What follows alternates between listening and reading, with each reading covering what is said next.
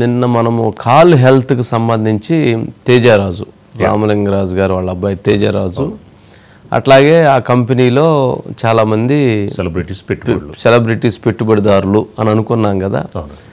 దీనికి సంబంధించి ఆశ్చర్యకరమైనటువంటి అంశాలు నిన్న మనకు పూర్తి సమాచారం తెలియదు. సరే ఈరోజు ఎవరిని కనుక్కునేటువంటి ప్రయత్నంలో దాని గురించి సమాచారం సేకరిస్తే కొన్ని ఆశ్చర్యకరమైనటువంటి అంశాలు వెలుగులోకి వచ్చాయి.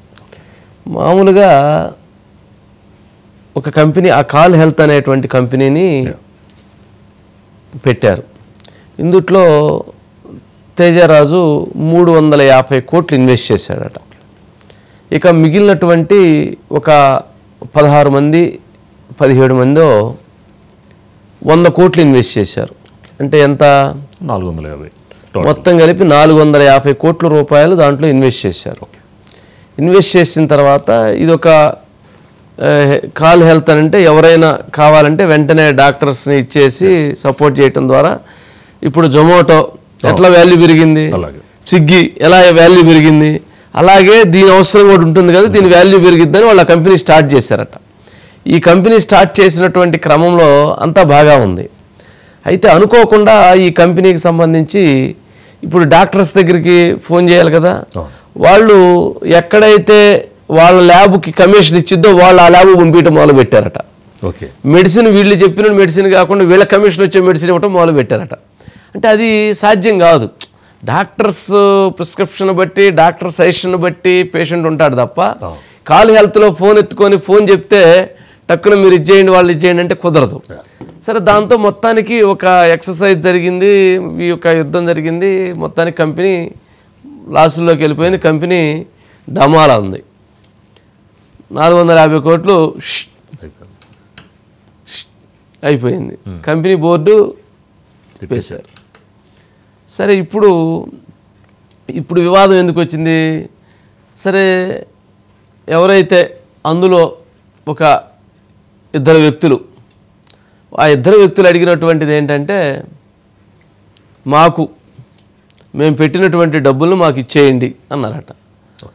అంటే ఇక కంపెనీలో ఉన్నవాళ్ళు వాళ్ళు ఏం చెప్తారు, ఏమండి నేను 350 కోట్లు పెట్టాను, మీరు 100 కోట్లు, అదే మీరు పెట్టింది 4 కోట్లు 3 కోట్లు పెట్టారు, మరి లాస్ వచ్చింది, లాభం వస్తే ఇవ్వాలి అంతే కదా.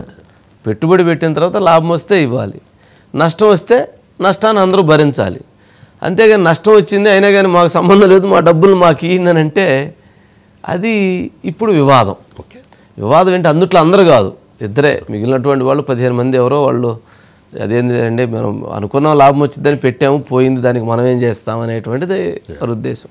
మొత్తానికి అందులో ఎవరో ఒకరిద్దరట మొత్తానికి గొడవని ఇప్పుడు ఇష్యూ చేసి దీన్ని ఎలాగన్నా కానీ ఆయన దగ్గర మామూలుగా తేజరాజు అంటేనే మామూలుగా అటు కేటీఆర్, ఇటు చంద్రబాబు నాయుడు గారు, అటు రేవంత్ రెడ్డి గారు అందరికీ కావాల్సినటువంటి ఆయన కూడా కుదరదు నువ్వు ఇవ్వాల్సిందే అని చెప్పని తొడగొట్టే పరిస్థితులు వచ్చినాయట. మరి అదేందో ఆ గోల ఏందో వివాదం ఏదో కొద్ది రోజుల్లో మరి ఏం జరిగిద్దో చూడాలి అది. బట్ వివాదం పెట్టుబడికి సంబంధించింది. లాభం వస్తే డబ్బులు ఇవ్వాలి, లాస్ వస్తే అందరూ భరించాలి. లాస్ వచ్చినా కానీ నాకు డబ్బులు ఇవ్వాల్సిందే లేకపోతే నీ సంగతి తెలుస్తాను అని బెదిరించడం అనేది ఈ కేసులో కొత్తగా వస్తున్న ట్విస్టులు. మనం ఏమనుకున్నావో తేజరాజు మోసం చేశారని చెప్పని అనుకున్నాం, కానీ తేజరాజు మోసం చేయలేదు. తేజరాజు కంపెనీ నష్టపోయింది, ఆయన బెదిరించే ప్రక్రియ జరుగుతుందని ఇప్పుడు కొత్తగా వస్తున్నటువంటి అంశం.